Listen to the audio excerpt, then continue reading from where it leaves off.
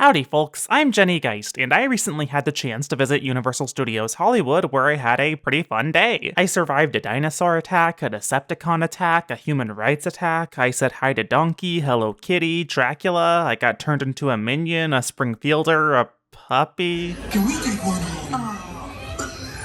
You're so cute! Please, please, please! Yeah, please.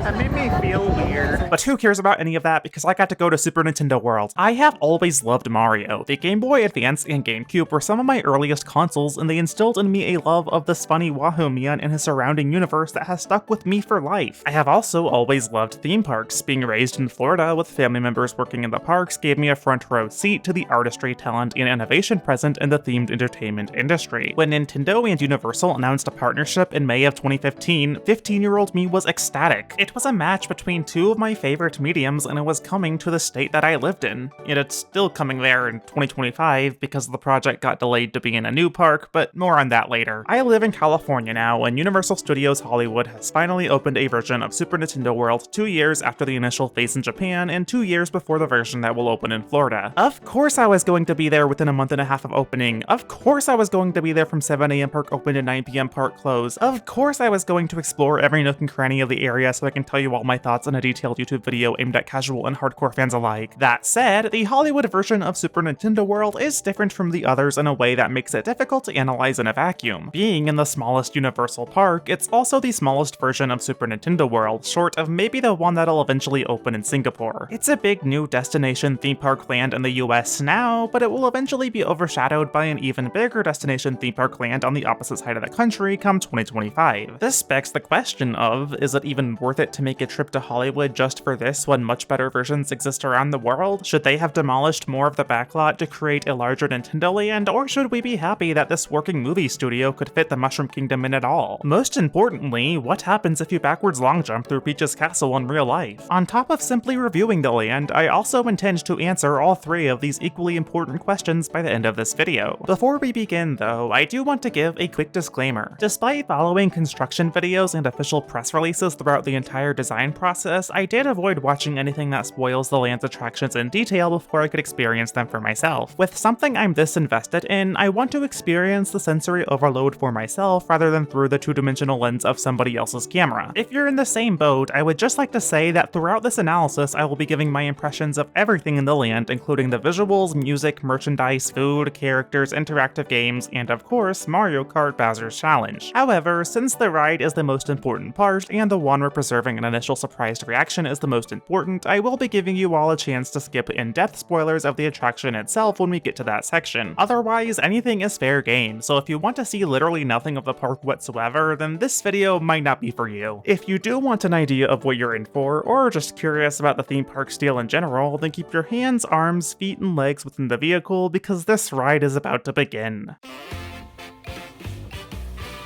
Okay, here's the coolest part about Super Nintendo World. Obviously, it's a theme park land, another in a long string of single IP immersive worlds that theme parks have been obsessed with building ever since that boy wizard found a home in Universal Orlando. Each of these lands has their gimmick. The Wizarding World of Harry Potter recreates the sets of the film one-to-one and encourages guests to live their fantasy of existing within this world and among these characters. Pandora, the world of Avatar, creates a vast scenic environment where one can take in the beauty of an alien planet while still tying into both the film and park's wider themes of conservation. Star Wars Galaxy's Edge is an entirely new location within the Star Wars universe that encourages one to make their own story by experiencing a side of the world that's not present in the films. Cars Land has Lightning McQueen, who's a cool race car. You get it. But Super Nintendo World does something even more fresh than those prior examples. It's not just a recreation of a setting from the games, nor is it a new corner of the world that we haven't seen in person. And it does have a cool race car, but that's not relevant right now. Super Nintendo World is, for all intents and purposes, an actual game. And I'm not just talking aesthetically or musically, although it's very true in both of those cases as well. I think kinetic energy is extremely important in making an engaging theme park land, and Super Nintendo World takes that idea to the next level. At every single corner of the land, there are spinning coins, moving enemies, bouncing power-ups, hidden Easter eggs, punchable question blocks, life-size animated figures looming over every horizon and moving, just like how they do in the games, completely selling the illusion that you yourself are inside their world. Besides the elevated view from the second floor of the Mario Kart queue, and a few specific angles where the Comcast building and Transformers building are visible, the land is almost completely sectioned off from the rest of the lower lot. And it's easy to forget that you're just a few feet away from Jurassic World The Ride and Revenge of the Mummy. It helps that Mario music is blaring at almost every corner to drown out the rest of the world. The Mount Beanpole area plays a 3D World medley, the underground areas have a Hazy Maze Cave remix, Peach's Castle plays the iconic 64 track, and its neighboring side rooms play the 3D World Special World motif. The gift shop loop includes the Puzzle Plank Galaxy and Mario Maker themes, the new Super Mario Bros. Underwater music plays in the bathrooms, and so on. I made a note every time I heard a different track, and by the end of the day I had counted 41 different arrangements from across 16 different Mario games, not counting the original theme that plays right outside the area's entrance. The attention to detail is off the charts, and yet that's not what I'm talking about when I say that Super Nintendo World is an actual video game. If you watched the Super Nintendo World Direct way back when, you probably remember the power-up band games that Miyamoto showed off in the park. Physical mini-games replicating activities or mechanics from the games that are scattered throughout the land, adding an interactive element reminiscent of the Disney Parks Play app or the interactive ones in Harry Potter. A neat little feature for those that want to spend more time in the land, bringing the spirit of the games into a theme park. But Super Nintendo World takes it a little bit further. While the land may look like a Super Mario 3D World level, the power-up bands basically turn it into a Super Mario 64 Sunshine or Odyssey level. You, the player, are placed into an open sandbox with the task of completing 4 challenges that culminate in an epic boss fight. There are dozens upon dozens of smaller tasks hidden throughout the land that reward you with coins and achievements, and it's all tied together by a daily high score system that's visible to all. It's quite literally Mario in real life. Before I walk you all through the experience of playing the game though, I want to briefly touch upon the hardest pill to swallow of this entire experience, the price. Since you need at least one power-up band to play all of the games, save your scores, and progress the story, that does basically mean one of the land's 2 core attractions comes at an upcharge, and a pretty steep one at that. $40 for a single power-up band is some overpriced theme park malarkey. At $20 to $30, I think it'd be acceptable for the amount of utility these things have, both within the land and as actual souvenirs. After all, once you're done in the theme park, you can still bring it home as a trendy, awesome fashion accessory or to be used as an amiibo. But $40 is also the price of an actual tangible game that you can bring home with you and play forever, not a bracelet that's only really useful in a theme park that costs $100 minimum to enter. It does not help that these bands are slap bracelets that do not stay on well at all. It fell off multiple times for me while I was playing games, and while I eventually found a position that kept it on, yeah, it would suck so bad for this to slip off without noticing and to lose it. I personally think that it should have been in the cheaper, no-brainer Impulse Buy range with a proper latch system rather than a flimsy slap bracelet, but I will say that I don't regret purchasing it either. It's a neat display item for collectors like me. I can bring it back to the park on subsequent visits to continue getting use out of it, and the use I already got out of it was a lot of fun. I wouldn't be lying if I said that I eventually wanted to get some of the others because of their neat designs, but I also don't need to. In fact, in my experience, all you needed is one power-up band for your entire party to access most of the games, so I imagine families or friend groups could always just buy one and share. Overall, it's not the most pro-consumer practice, but I don't feel like I was ripped off either. Your mileage is going to vary on this though, and I imagine that other versions of the land that have more than one ride might mitigate some of the exclusion that comes from charging for these. Nonetheless, I had purchased my Princess Peach power-up band first thing in the morning, and I was ready to begin my journey. The moment you walk into the land, you see that Bowser Jr. has stolen Princess Peach's golden mushroom, and to take it back, you'll have to earn at least 3 keys from 4 of his minions to unlock access to Bowser Jr.'s Shadow Showdown. You hop out of Peach's castle, see the massive sight of Mount Beanpole looming over you, hear the Mario theme blasting over the speakers, and then head off to the 4 designated tasks at the 4 corners of the land. Let's go!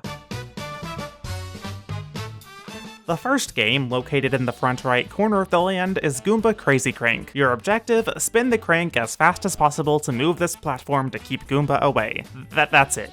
Kinda underwhelming. I was able to do it even while holding an umbrella since it was raining that morning, although my phone did fall out of my jacket pocket right into a puddle as I did it, and a few days later it suspiciously stopped working and I had to buy a new one also. Hey guys, I have a Patreon! By far the simplest game in the land, but the low difficulty does make this a good starter game that pretty much anyone will be able to complete and earn a key from. The fact that kids were lined up for 15 to 30 minutes to turn a big crank proves that children long for manual labor, and we should allow them to work in factories again. A few steps away in the front left of the land is the much more fun Piranha Plant nap mishap. This absolute unit of a Piranha Plant is trying to sleep, but these darn alarm clocks keep going off to wake him up. Please God, press these buttons so he can rest. This was much more chaotic and in line with what you'd want from an in-part game. You run from panel to panel, smacking the glowing ones to turn them off, making sure they all remain off, and then making sure not to drop your power-up band as you do so. Unlike the prior example, it's genuinely a bit tough. The attendant helped out my sister and I since we were just a party of two, but this is one game where I think it'd literally be impossible to do on your own, and I like that. It's nice to have a teamwork-focused game in the mix. Speaking of, Thwomp's Panel Panic in the back right of the land is slightly more doable on your own, essentially being one of those panel puzzles from Super Mario Galaxy placed onto a touchscreen, with a Thwomp right outside occasionally causing them to flip. I did have my sister's help, but being so easily understandable, we were able to complete it with time to spare on our first try. If you go back to do it a second time though, definitely bring a friend, but I'll get more into that later. Really fun game that consistently had the shortest waits. It's a bit tucked away, so I don't think everyone knew it was there. Definitely keep an eye out for it. Great way to farm for keys without waiting in the longer lines. The last of the key challenges was one that you might recognize from the Super Nintendo World Direct and is located on the back left of the area. Koopa Troopa Power Punch is the most like the game's, quite literally translating the POW block mechanic into real life by making the player time a punch with this sliding Koopa shell. I almost didn't get it on my first try, but the kind advice of the attendant helped me figure out the timing. Punching the block right as the shell entered the pipe, I was able to thwart Koopa's plans on my last attempt and obtain the final key. With all of the minigames complete though, I had enough keys to head to Bowser Jr.'s castle right next to the Koopa minigame and finish what we started. While the rest of the games don't have any sort of themed cube, instead opting for outdoor switchbacks, this one does actually have an indoor fortress-themed waiting area. You're welcomed in by a statue of Bowser Jr. reminiscent of the Bowser one in the Mario Kart queue. Adorable pictures of Bowser Jr. as a baby are plastered across the walls. Bowser Jr.'s toy chest is littered with Easter eggs, and they all lead to what might just be one of my favorite parts of the entire land. You know when you were a kid and you'd stand in front of a projector or light source and cast a big shadow to play around or pretend you're big? Bowser Jr.'s Shadow Showdown is basically that, but gamified. You stand in your designated spot and move your shadow to interact with the world, swiping away balloons or bombs, punching the air to use a power-up, or ducking to avoid bullet bills and fireballs. At a first glance, this is a cute way to entice interaction without the need for a controller or complicated tutorial, but there actually is a bit more to the technology. That silhouette of yourself is actually a projection too, because, and oh my god, I love this, when you get hit by something, your silhouette shrinks.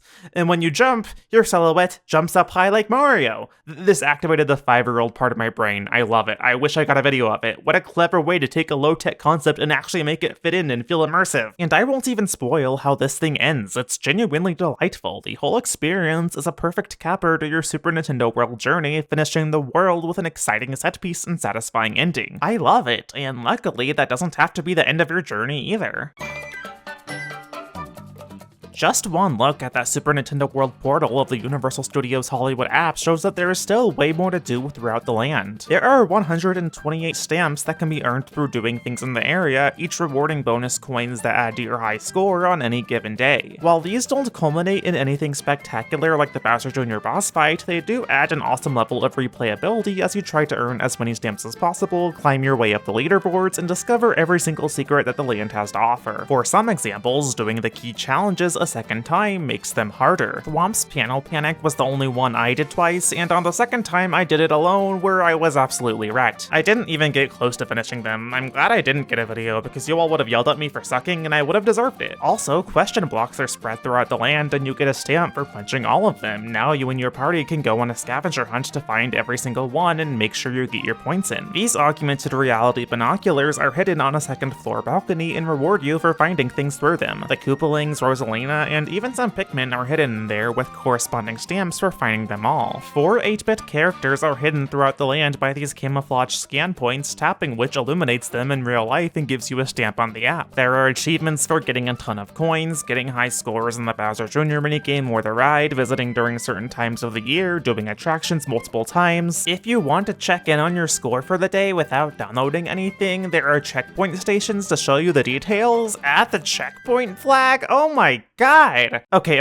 I'm done with fangirling. Yeah, the experience obviously does have some drawbacks. For one, I don't mind some of the stamps being ridiculously hard and mostly meant for locals who visit a lot, but I really dislike there being a stamp for those having visited in the first month. Getting all of the stamps is literally 100% possible if you didn't go in February 2023, and that's lame as hell. More pertinently though, the technology wasn't all there either. On the day I went, Bowser Jr. Shadow Showdown flat out wasn't recording people's scores. By the time the park closed, there were only 38 players on the scoreboard, and I know for a fact that more than 38 people played this game throughout the day. I never actually got my own score saved on either of the times that I played. It acknowledged that I started the Shadow Showdown, but it did not acknowledge that I beat it, and none of the stamps I could have gotten were earned. That's annoying. Like, I had a great time doing the game when this doesn't erase that, but there's absolutely a problem when most people who do the game aren't getting their advertised digital reward for doing so. I rode Mario Kart 4 times throughout the day, and even though I attempted to tap my band every single time, it didn't always record either. It especially doesn't help that some things, like the 4 key challenges and the ride, have you scan your band beforehand or afterwards to retain the score, while some things don't need a tap and just no. But sometimes they don't because Bowser Jr. is supposed to be one of those things and it obviously doesn't work. Same with the binoculars, which I did 3 times but only got a stamp for once. When conditioning your player base to tap to receive rewards, some things not having you tap would be confusing even if it did work. Just put a little touch point there for safety. What a weird oversight.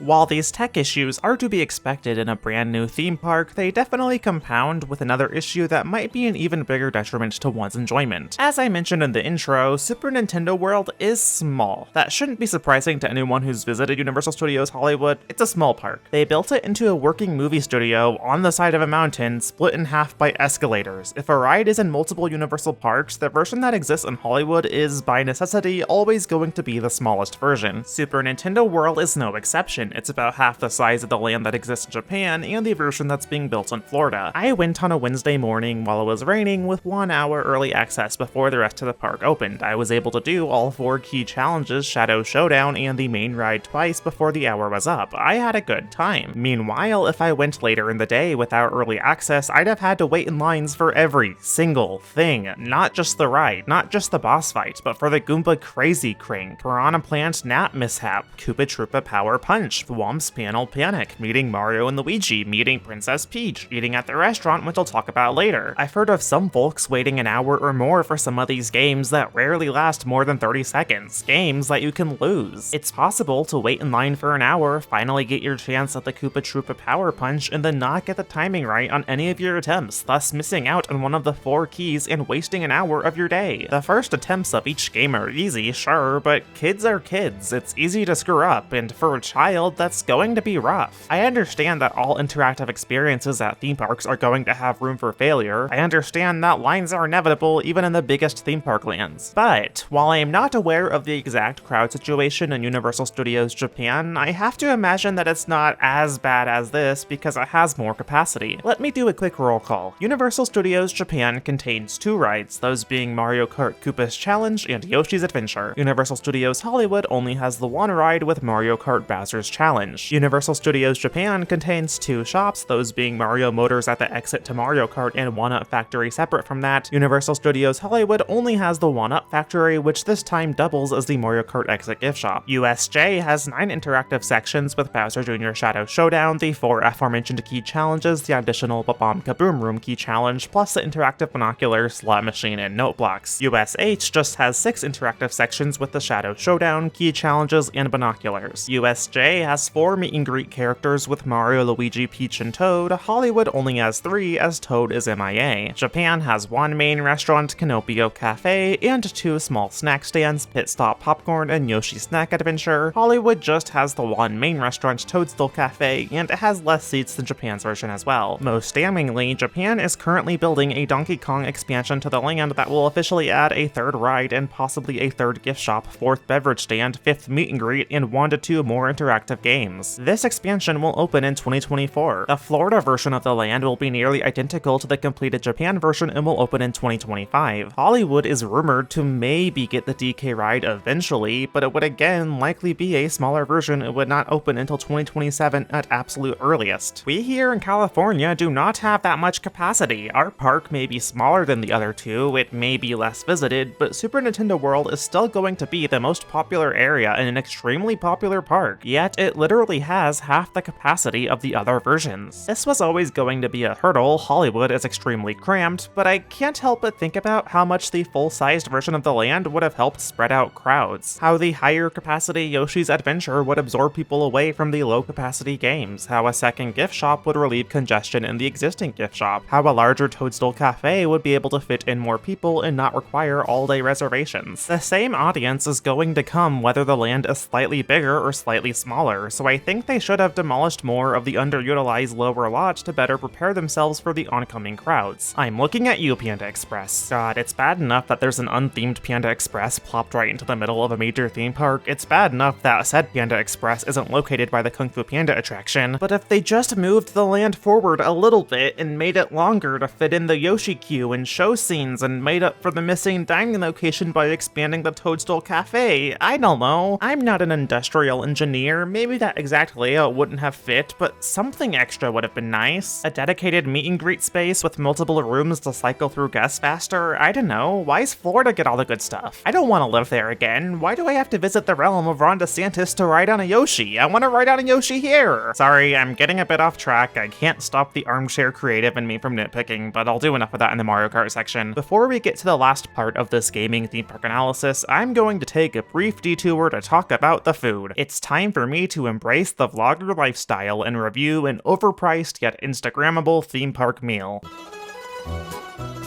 I'll be honest, despite being really into theme parks, I've never exactly been huge into theme park food. As a kid, my parents would always pack our lunches when heading into the parks, so I never really got a taste for it. Nowadays, I find most quick service offerings pretty mid for the price. Like, I really enjoy eating at that Simpsons restaurant for the theming and Simpsons clips on TV and that amazing room full of character illustrations from artists on the show, but the actual food is like Carl's Jr. tier. For a theme park restaurant to truly shine, it needs to accompany that immersive atmosphere and authentic menu with some genuinely tasty or unique offerings. Satuli Canteen at Pandora, the Cozy Cones at Cars Land, and the accompanying Simpsons cake-sized donuts are some of my previous favorites, and luckily for me, Toadstool Cafe is definitely up there with those in terms of quality and atmosphere. I mean, the atmosphere part is a given. This place is, dare I say, coziness incarnate. We don't really see dining rooms in the Mario universe, so I have to applaud the designers for translating that setting so effortlessly into the visual style. It's a comfy, home-style dining room with windows overlooking the Mushroom Kingdom. The Chef Toad video loop while waiting in line for the restaurant has a great touch, really selling the idea that this is where the citizens of the Mushroom Kingdom come to eat. Then with the power-ups resting above the checkout and most of the menu items having a power-up theme, it's like, oh, they cooked these with power-ups. That's adorable. You can watch the Toads cook through some of the windows in the restaurant. That's adorable. Sometimes Bowser's airship circles outside the restaurant, causing scary music to play and the Toads outside to run around panicking.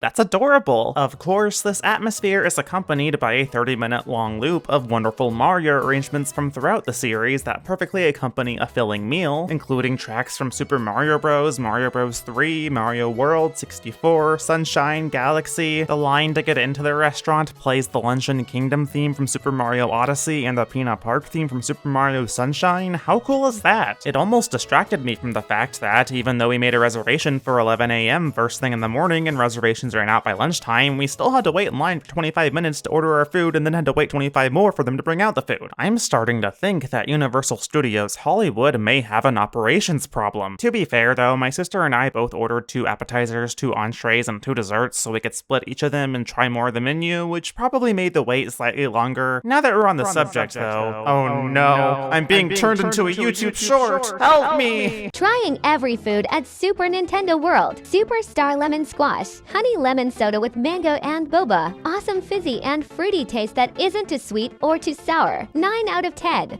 Piranha Plant Caprese. Fairly basic caprese salad presented in a really cute way with some tasty sauce to mix in. Not super unique, but a great appetizer. 8 out of 10. Tomato soup in a super mushroom bowl. My sister ordered this because we also planned on getting the toadstool cheesy garlic knots to dip into it, but they were out of those for the day, which made me want to kill myself. And if we had planned around that, we'd have gotten the super mushroom soup instead, which I hear is really good. But the spoonfuls I had still tasted fine and came in a neat mushroom-themed bowl. 5 out of 10. Fire flour, spaghetti, and meatballs. Spaghetti served with mushroom marinara sauce, meatballs, and fire flour parmesan. Surprisingly big portion with a mildly spicy kick. I really liked it. 8 out of 10.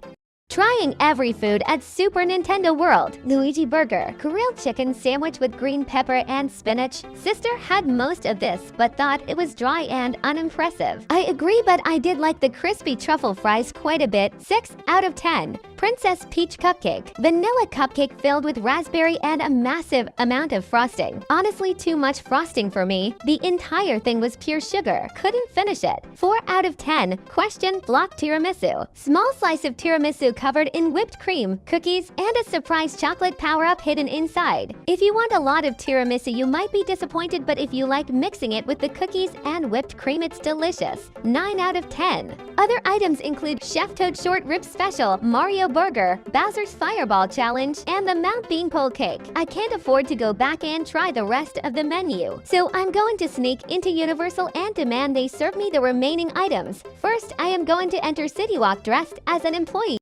Put this on. Why? Because I'm skipping my physical to go have steaks with the guys, and I don't want Lois to know about it. Okay. Lois, I'm going to my physical. And lastly, Mount Beanpole Cake. Layered Neapolitan cake with matcha mousse, less photographable than the peach cupcake, but much more flavorful. 7 out of 10. Overall, a good restaurant, but not worth getting banned from Universal for sneaking into. Thanks for watching. What the hell just happened? And why am I wearing an ankle bracelet? I should really just get to the Mario Kart section, shouldn't I? Mario Kart Bowser's Challenge is a really good ride. I rode it 4 times throughout the day, waiting various amounts of time for each, and enjoyed all of them quite a bit. Mario Kart Bowser's Challenge is also, aside from the infrastructural woes, probably the most divisive part of the land. It's good, it's great even, but it's also flawed and not the automatic slam dunk that many, myself included, were expecting. To put it in Disney terms, I was hoping for a Star Wars Rise of the Resistance, an attraction that completely blows me away with its technology, effects, set dressing, and storytelling. What we got was a Millennium Falcon Smuggler's Run, an immersive and interactive experience that is fun and impressive, but also a bit overwhelming and limited by its game-like nature. That's not to discount this ride's ambition. It's arguably the most ambitious and unique take on an interactive dark ride that I've ever seen. You can tell that Nintendo had their hands all over this thing. It's a ride concept that only they could have come up with, and even though that makes it hard to explain to people, I'm still glad they swung for the fences. To put it into officially released non-spoilery terms, Mario Kart Bowser's Challenge is a slow-moving dark ride through massive physical sets that recreate various Mario Kart locales and mechanics, while simultaneously being an interactive experience that uses augmented reality goggles to overlay digital Mario Kart racers and characters over the physical environment. So basically, if you wanted this to be a roller coaster or a test track type ride, well, you're not gonna get that. Test Track and Radiator Springs racers take up a ridiculous amount of space that Universal doesn't have, and requires a ridiculous amount of outdoor theming that would balloon the budget of this project to obscene levels. A Mummy or Gringotts style coaster would be much more plausible, but would also likely have similar issues in terms of making the ride's aesthetic match what's known in the games. The easiest way to recreate it faithfully would have been to use screens, but nobody wants that, especially not at Universal, which is infamous for overusing screens in their simulators and 3D rides. Most importantly, from Nintendo's perspective, I imagine, is that none of these lend themselves that well to interactivity. If you're going to make Mario Kart in real life, people are going to want to play it, which you can't reasonably do in a fast-moving ride. So slow-moving, interactive dark ride it is. Slow-moving Mario Kart is definitely a hard pill to swallow for some. Even I think it should have been a little bit faster, but I do get why it is this way, and what matters more is how they actually handle the slow-moving experience as is. Personally, I didn't watch any ride videos going in, and mostly avoided impressions so that I could experience it fresh for myself. I knew that it was a slow-moving dark ride with augmented reality elements, but that's about it. However, after completely nailing the interactive elements in the rest of the land, I was really excited to see how Universal handled those elements in the ride itself. As expected by this point, the queue to enter the ride is absolutely amazing. Since this is Bowser's Challenge, we enter it through Bowser's Castle, with a brief section below it being themed to Yoshi's Island in what I presume is an effort to represent the sub-series despite not having a Yoshi attraction. Kinda random, but cute area. The castle itself, though, is chock full of awesome sets and cute Easter eggs. A giant Bowser statue stands over the entranceway, you twist into a haunted library where the Ghostly Galaxy theme plays. Physical recreations of the Mario Kart 8 Grand Prix trophies are scattered throughout, including a brand new one for the Universal Cup, the race that we are about to partake in. This bookshelf full of Easter eggs is something that child me would have brainstormed to decorate the land, and I absolutely love that. There's portraits of Princess Peach herself plastered next to Bowser's throne, a crude model of the land that Bowser uses to plan his takeover, a mobile of the Gateway Galaxy from Mario Galaxy. Come on! Universal has always absolutely killed it with their detailed queues, even their worst attractions being enjoyable to enter, and Bowser's Castle is no exception. I went through it fast enough in the morning that I wasn't even able to fully appreciate some of the details, like the factory portion of the queue with 3DS-style stereoscopic 3D screens of bombs and Mecha Koopas being assembled. My one note is that the single rider queue is kind of a waste of time. I tried it when returning to the attraction in the evening, and the standby wait was 80 minutes. I ended up waiting 80 minutes also, without any of the cool indoor scenery. The ride ops didn't really seem to utilize the single rider line that much. When a ride vehicle had an empty spot, they tended to look for other groups of 3 before resorting to single rider. I honestly don't see the option lasting much longer, and I think it'd be for the better to remove it. You don't even get to enter the pre-show room with all of its Easter eggs, like the Mii costumes and Mario Kart TV broadcast, and quoting a child I heard right behind me, "Oh my god, it's Luigi's vacuum and Mario's Tanuki!" So yeah, besides the single rider line, they nailed the queue. The ride,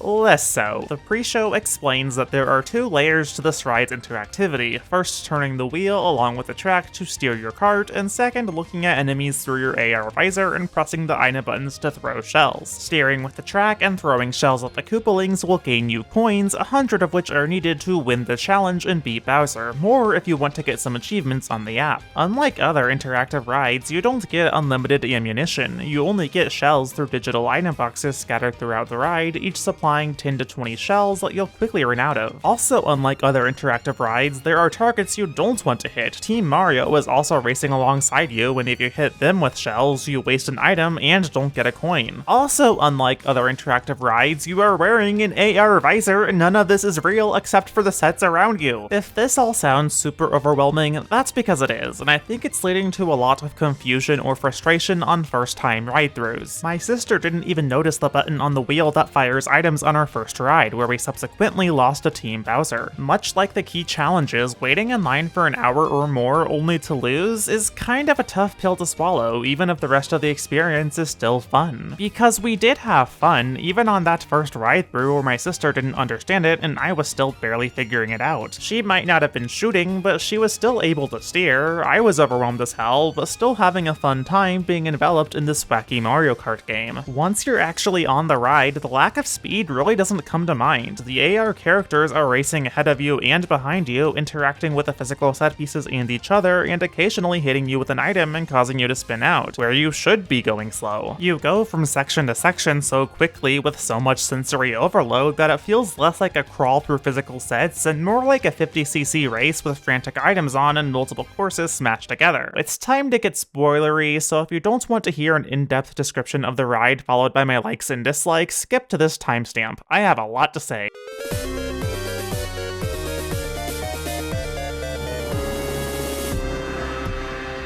The ride itself obviously starts in Bowser's Castle, even playing the Wii Bowser's Castle theme in the room before load and the Wii Character Select theme in the loading room itself. Then, after a brief reminder of the controls and the expected countdown at the start of the race, you leave the grounds of Bowser's Castle to find a spinning chain jump, portals leading to nowhere, and an animated thwomp. A pipe transports you down to Piranha Plant Slide, where more large Piranha Plant figures stand and rain fire upon you through AR that can cause the car to spin out, and then the sewers lead to the most most mid-track in all of Mario Kart 8, Dolphin Shoals. There's this really cool effect where instead of spraying water on you, they make the entire area feel really humid all of a sudden, like you're in an underwater cave, and that's neat. Bowser throws a blooper at you and makes the area go black, and then you proceed through some caves that cleverly lead to the underwater section of Twisted Mansion, where a large fishbone summons a bunch of smaller versions of himself that you have to fend off in AR. You surface into one of my favorite sections of the ride, the massive lobby set of Twisted Mansion that features a lot of characters in AR, a hallway that seemingly goes on forever, and portrait cameos of Dry Dry Desert, Music Park, and Royal Raceway. You then end up in Cloudtop Cruise, the least natural transition in the ride, but another great scene nonetheless. They blow fans at you as if you're ramping up speed while you curve through this cloudy vista. After being blown up by some taifus and struck by lightning, the clouds drop you off briefly at Grumble Volcano. Fun fact, Boom Boom and Pom Pom are on top of the airship in AR, and I think this is their only appearance in any Mario Kart related media ever. Honestly, good. Anyway, I guess this Grumble Volcano section transitions back to Bowser's Castle because after facing some Magic Koopas, you go against the ride's final boss, the giant Lava Spire Bowser projected onto a screen that you gotta throw a ton of shells at to defeat. Once successful, you're of course rewarded with the ride's finale, aka Rainbow Road, aka the best scene in the ride by a country mile. Not only does it start by giving you the Invincibility Star and a ton of shells, not only does it sell the digital world illusion even better than the rest of the ride, but after carefully winding through a 50cc collection of courses, we're finally rewarded with some genuine simulated speed. After flying through space and then some smoke, you twist back around to the finish line and find out who won. It was probably Bowser. But yeah, even though the actual gameplay part was completely overwhelming to the point where we didn't even win, there was still a lot of really cool stuff going on to make it an enjoyable ride. The sets are huge and full of movement with projection mapped backgrounds that successfully expand the vista that you're in. This definitely isn't an attraction that you should write off after watching a video. It needs to be experienced to be understood. Multiple times to be understood, honestly. The attraction is so overwhelming, so mechanically dense, so often unclear that you almost certainly need to ride it more than once to experience it as it was intended. This is where I begin to take issue with the ride, where I can see why someone who's only done it once might walk away confused or frustrated. There are several nuances to this attraction that are either unexplained or poorly implemented, several areas where guests are getting confused and where adjustments really need to be made. The biggest elephant in the room is definitely the pre-show. It doesn't have voiceover. The setup and controls are entirely explained through text and visuals. This is a huge oversight. Theme park pre-shows are always going to struggle with the fact that most guests are ready to just move on and get on the ride. They kinda blend together and are easy to tune out after a while, so not giving one voiceover is basically a death sentence. You're lucky if half of the people in the room are actually watching the video, which wouldn't be a huge problem if it was simply explaining the plot to a ride, but when you're explaining how you actually play it, you need voices to drill it in. Weirdly enough, Bowser Jr. Shadow Showdown does this right, with a voiced pre-show of Peach explaining how the game works. Plus, Toadstool Cafe has the video loop of Chef Toad speaking, and Mario and Luigi speak during their meet and greet. I don't know how or why they decided to not give the instructional video for the Land's e-ticket a voiceover to better explain its gameplay, but they really need to fix that. Drilling it in both visually and audibly to everyone in the room would help so many guests internalize what they need to do. I also think they should add a voiceover to the beginning of the ride when you're refreshed on the objectives, just to drill it in a little bit more. I don't think they should stop there though. Even with this knowledge, the ride is genuinely a bit difficult. It has mechanics that most interactive rides don't, and I think that's catching people off guard. This might be a bit controversial, but to make the experience more accessible and enjoyable to the casual guest, I honestly think they should make some balance changes to the ride itself as well. The limited ammo, for example. I know it makes sense to get items from an item box, that's kinda how Mario Kart works, but interactive rides like Toy Story Mania, Buzz Lightyear Astro Blasters, and Men in Black Alien Attack almost always have unlimited ammo. Of course they would, they want guests to be involved and engaged the entire time. You should let them shoot as much as they please in the time frame allotted. Even though that technically doesn't fit with the gameplay of Mario Kart, the natural instinct of most riders is going to be to not stop shooting. When you start the ride with no items, run out of shells quickly after you get them, and can't participate in gameplay for large chunks of the track, that's going to confuse people. There's simply too much going on for a first-time rider to even consider the concept of rationing items. I really do think think they should give you unlimited shells, enough to hit every Koopaling and enemy as many times as you need to knock them out, and enough to feel consistently engaged at all points in the attraction. Does that mean they should get rid of item boxes from the ride? No, I just think you give them a different function. Instead of having all ammo be limited, have the item boxes give you special upgraded ammo that is limited. It'd be so cool if they could program in a fire flower or a bomb item that's faster or more powerful, but you only get 5, but if they can't do that, just make the limited ones red shells that lock onto enemies. That way, even if a rider is a terrible shot with their unlimited ammo, they'll at least have those moments where shells lock on and they're given chances to succeed. I think if you combined those two changes, an audible pre-show, audible instructions, and unlimited ammo with bursts of more powerful items, then Mario Kart Bowser's Challenge would be a significantly more accessible attraction. You could still lose, there's still tons of secrets and optimizations for hardcore fans to figure out, there's still a score to track, but it'd be easier for the casual guest to understand on a first ride thanks to a mix of drilling in the mechanics more and parity with interactive rides. At the end of the day, Mario Kart Bowser's Challenge is still a really good attraction. The augmented reality technology is extremely impressive with how well it syncs up with the sets around you. It's like AR games on 3DS times a million. The sets themselves are gorgeous as well. As a massive Mario Kart fan, I could ride it without the visor and still have a great time taking in all of the iconic scenery. Once you've ridden it multiple times, you really start to understand the game aspect too. I was finding hidden question blocks for stamps on the app. I was raising my score as I better rationed my items and zeroed in on my targets. I stand by thinking it's a flawed attraction, and I stand by thinking there is a lot of room for improvement. While it's definitely too late to implement any major changes, I have heard that gameplay or AR updates can be implemented on a car-by-car basis, so I hope we at least get some of the balance updates or a new pre-show. The Epic Universe version of the ride opening in 2025 will largely be the same as the Japanese and Californian versions, but if they can make these minor adjustments by then, it could really cement that land's status as a definitive Super Nintendo world. For now, I am still happy with the Mario Kart ride we have, even if it has flaws, and I look forward to my next visit so I can further bring up my high score. A mainstream, score-focused reinterpretation of Mario Kart that has a lot of promise but is held back by some flaws in the form factor that are difficult for many casual and hardcore fans to overlook. What is this, Mario Kart Arcade GP2?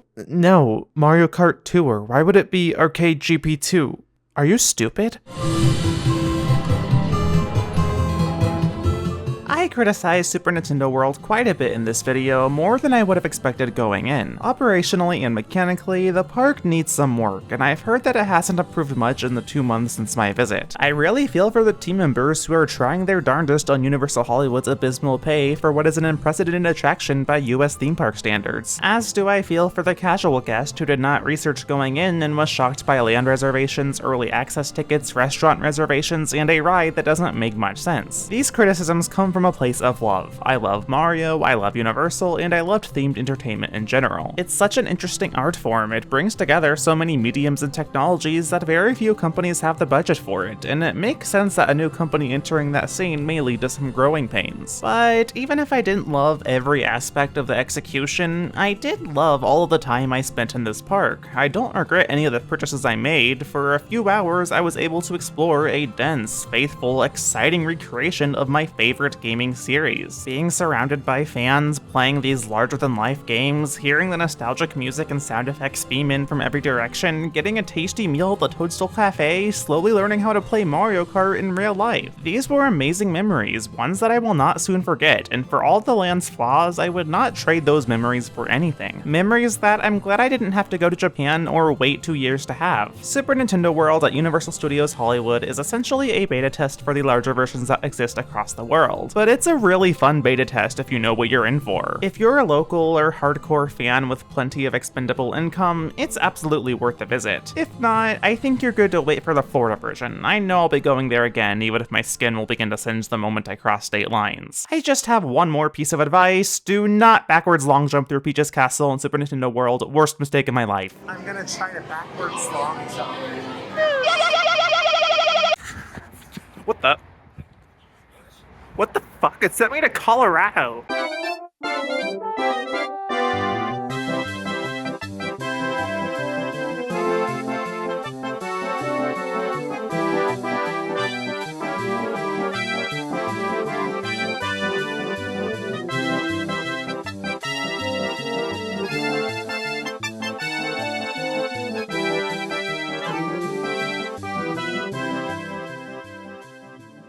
By the way, did y'all like this? It's kinda different compared to my usual stuff, but I'd be down to do more. I kinda actually want to do a similar video when the Florida version opens at Epic Universe. Even beyond Super Nintendo World, I'd love to analyze that whole park. There's gonna be a How to Train Your Dragon area, and I love those movies. There's gonna be a cool and spooky land for the Universal monsters, you know, like Dracula, Frankenstein, Creature from the Black Lagoon, American Psycho. Also a Harry Potter / Fantastic Beasts land, which is gross but might be aesthetically pleasing or whatever. Just spitballing. I had a lot of fun doing this and kinda want to do it again in the future if y'all are down. But before I go, if you enjoyed this video, be sure to like, comment, subscribe, and consider donating to my Patreon. For as low as $3 to $5 a month, you can get an amazing set of perks including early access to new videos, your name listed in the credits, behind the scenes blog posts, and an exclusive Discord server. Today I'll be giving a shout out to my patrons at the producer tier and above, those being Ace L, ArcadeFlower190, Chloe BC, Danny, Joy Content, Oliver Corcoran, Oski, and Vincent Coates. With that said, I hope you all have a wonderful day, and I will see you all later.